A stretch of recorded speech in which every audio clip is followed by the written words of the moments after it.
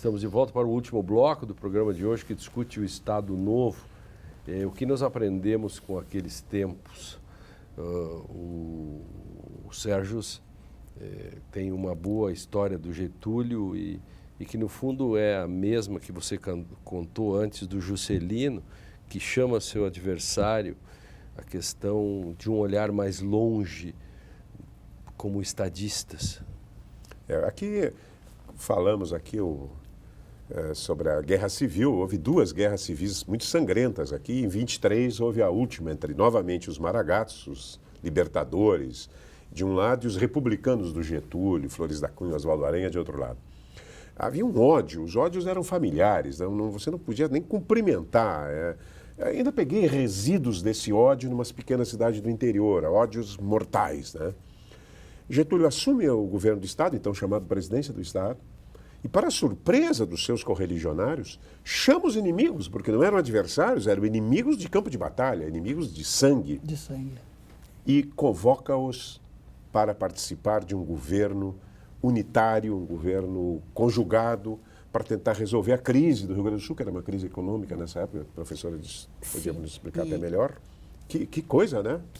E dava, nesse chamamento, ele deu posse para todos os oriundos da oposição, também todos os prefeitos que tinham sido eleitos, ele também garantiu a posse deles todos, o que não era comum também. Então, eu sou obrigado a perguntar para vocês,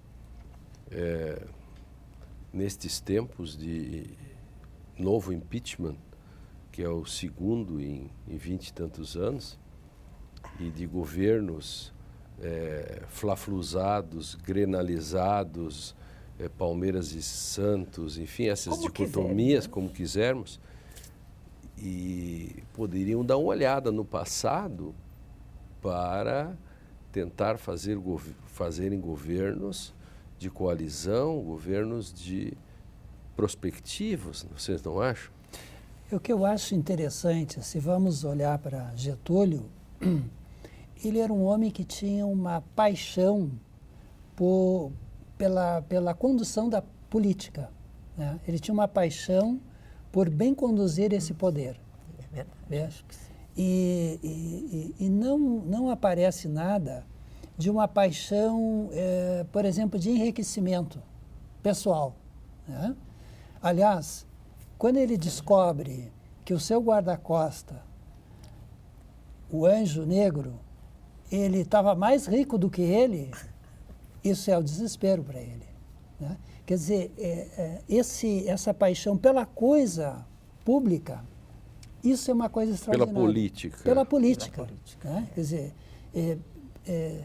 se ele fez coisas que hoje nós execramos, por outro lado, era um homem que estava realmente exercendo o lugar do que seja um político. Acho que isso é extraordinário. Já que a Petrobras está sempre na crista da onda nos últimos tempos, na sua volta, quando o Getúlio funda a Petrobras... Sim, cria a Petrobras 3 de outubro de 1953. Isso petróleo é nosso, aquela mão. Petróleo é nosso, né? Quer dizer, a vitória do Monteiro Lobato.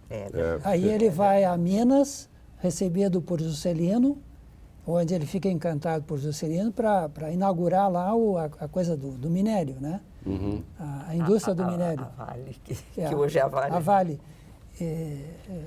Juscelino, na mesma época, está trazendo para Minas a Mannesmann.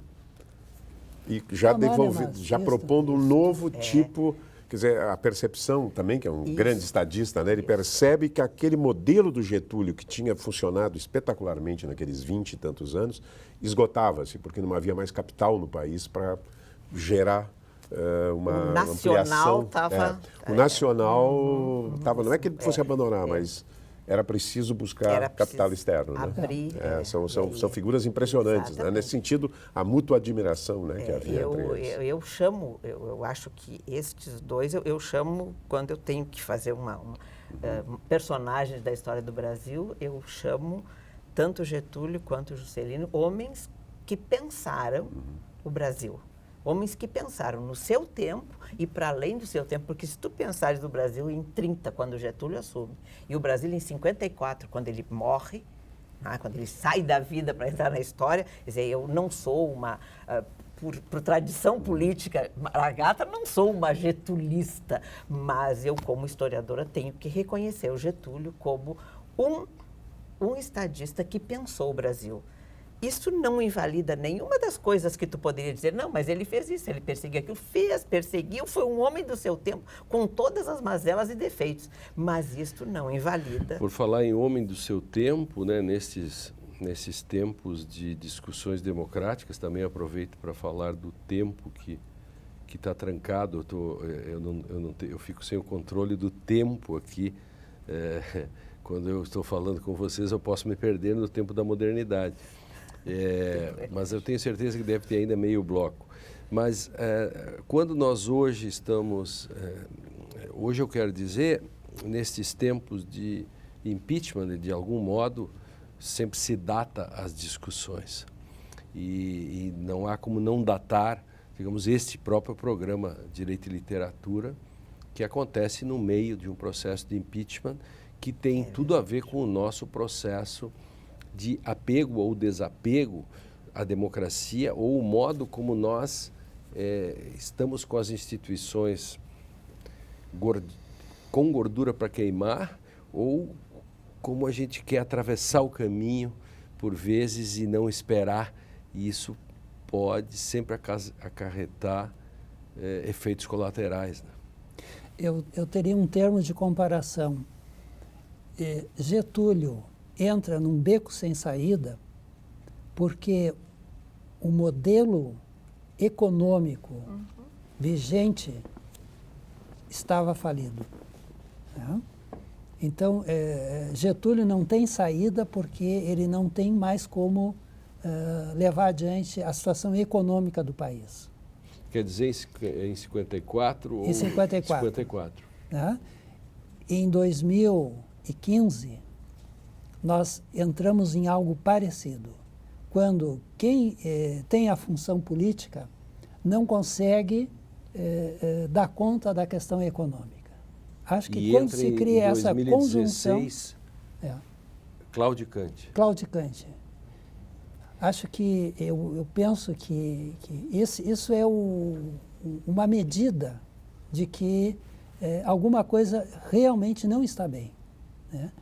Quando a organização da casa, isso que os gregos chamam de economia, né? O nomos do oikos da casa, não está funcionando. Mas nós temos...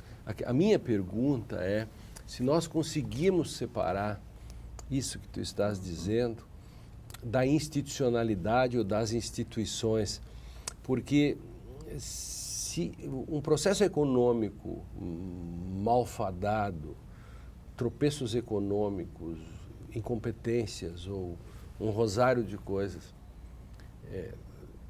podem fazer com que simplesmente você interrompa um mandato? A minha resposta... Nós temos gordura para isso? A minha resposta é não. Olhando... Pois é. E assim, não com convicção, olhando os últimos 50 anos, digamos, desde a morte do Getúlio, ou olhando os 100 e poucos anos de república, dá uma média entre um golpe e outro. Golpe, tensão, mudança mais violenta, mas diríamos assim, quebra das institucionalidades em termos de Brasil, dá uma média de 23 a 25 anos. A gente não se aguenta, então? Mas, sim. A gente não se aguenta. Tem sido. Quando nós, há 2 anos atrás, se fez 50 anos, se comemorou 50 anos, enfim, do final de 64 e tal. Lá naquele momento, chamada para dizer alguma coisa, eu lembrei, sei lá, olhando eu lembrei, eu disse, olha, acho que se este atual governo terminar o mandato, para o bem ou para o mal, já havia aquela... É lucro. É lucro, ou não, é a democracia, porque nós vamos aguentar. Sim, lucro para sustentar a democracia. Para sustentabilidade. Eu ainda aposto na democracia. E me soa muito duro a quebra da democracia que eu vejo como professora de história. 45 segundos para E quantos presidentes eleitos tiveram o seu mandato até o fim, cumpriram o seu mandato? É uma boa. Parece que são 5, né? São poucos. Considerando os 15 anos do Getúlio, ele teve um mandato que não terminou Sim. com um congresso. Uhum. Porque ele levou ao fim o mandato que ele fez sozinho. Sérgio. Eu acho que começaram a se criar as condições objetivas nunca existentes antes, ou pelo menos não colocadas antes, do fim do presidencialismo e de um outro regime que Esse é o possa ponto. né, Esse é o ponto. efetivamente atender às exigências imediatas. Né? Você não pode se submeter a anos e anos de um governo péssimo, não há quem aguente. Né? Chega um ponto que as pessoas começam a protestar e os desempregados a aclamar. O presidencialismo de coalizão deu o que Não, tinha que isso Tinha dar. que dar. aí não Eu é. acho que Isso é. A sim, única acho- questão é que Isso não sim, dá para isso trocar. A única questão é que não se pode trocar o pneu com o carro andando, Pois é. porque o carro cai. E esse é o talvez. Perigo é cair tudo, né? E mais do que isso, não dá para torcer contra o piloto, né? Evidente. Se você está dentro do voo, né? Não deve quando está fora e não pode quando está dentro, porque quando está fora se torcer é feio e se está dentro não pode. Cai o avião. Por uma questão de sobrevivência. Quero agradecer o Sérgio, a Heloísa, o Mário.